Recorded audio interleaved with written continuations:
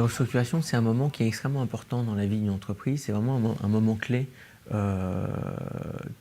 qui porte en elle des enjeux stratégiques, mais également des enjeux financiers extrêmement lourds, et vis-à-vis desquels la tentation, parce que c'est la partie la plus évidente, ça va être de se concentrer sur des éléments opérationnels, à savoir logistique, financiers, administratifs, légaux, en passant à côté d'un élément qui est pourtant essentiel pour le succès d'un tel projet, c'est la dimension humaine. Alors que c'est précisément la dimension humaine qui va faire le succès ou l'échec du projet, tout simplement parce que selon la façon dont on va communiquer auprès de chacune des cibles concernées par le projet, finalement, la réaction va être déterminante dans l'engagement de ces cibles, qu'il s'agisse des salariés, qu'il s'agisse des clients, des fournisseurs ou encore des leaders d'opinion, des politiques locaux, lorsqu'on parle de sites implantés en zone rurale ou dans des petites villes. Pour répondre à ces enjeux humains, il y a évidemment des règles de communication qui sont essentielles. La première règle qui tombe sous le sens, c'est le respect du dialogue social et de la réglementation en la matière, qui est quelque chose d'extrêmement important, comme on peut s'en douter. La deuxième règle, c'est tout simplement la nécessité d'être proactif dans sa communication. Proactif dans sa communication, tout simplement parce qu'aujourd'hui, on est dans un monde où tout le monde communique, tout le monde accède à l'information, et penser qu'une restructuration, une organisation d'entreprise peut passer inaperçue est, à mon avis, une erreur, tout simplement parce que tout le monde peut communiquer. Et à partir de là, on prend le risque de perdre le contrôle sur sa communication et d'avoir une lecture du projet qui soit tout autre que celle qu'on veut mettre en avant et valoriser, notamment la vision du projet et son bénéfice pour tous.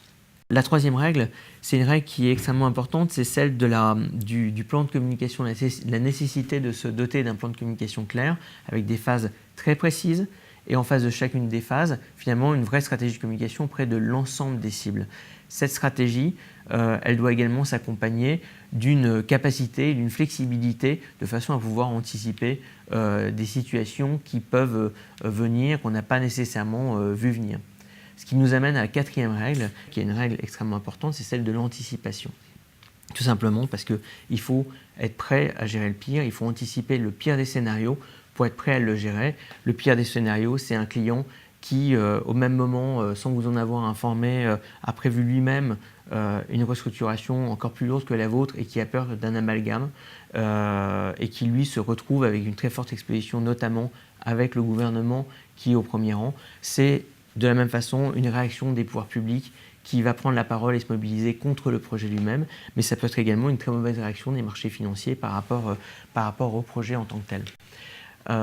Ces quatre règles, si on les respecte, on peut arriver à faire quelque chose, à éviter la propagation de rumeurs, à garder la main sur la communication et finalement à être dans une posture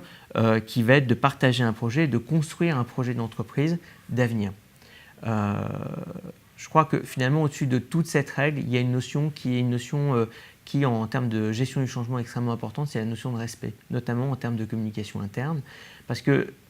des salariés peuvent aujourd'hui entendre beaucoup de choses. On est dans un contexte difficile, on traverse des périodes de crise extrêmement rudes. Ce qu'un collaborateur aura du mal à vivre, si on parle exclusivement de communication interne, c'est d'avoir le sentiment de ne pas être pris en compte dans ce qu'il est en tant qu'individu et d'être considéré uniquement comme un poste. Plus on est dans une logique d'explication, de pédagogie, de la justification économique, pour reprendre le terme consacré, plus finalement on va être dans une capacité à faire accepter une situation, aussi difficile soit-elle, tout simplement parce qu'elle fait sens. Ça ne signifie pas pour autant qu'il faut oublier les mesures d'accompagnement qui peuvent soutenir le projet lorsqu'on parle d'un plan social et d'une suppression de postes, mais il n'empêche que cette notion de respect, c'est la clé pour arriver à construire un dialogue social apaisé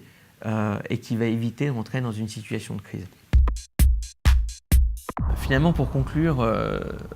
le succès de la communication lorsqu'on est en gestion du changement au sein d'une entreprise, c'est sans doute de replacer la communication non pas en aval des projets, c'est-à-dire non pas une fois que le projet est bouclé, mais très en amont et en le mettant au même niveau que les réflexions qui peuvent être menées au niveau légal, juridique, administratif ou tout simplement opérationnel. C'est le meilleur moyen de prendre en compte cette dimension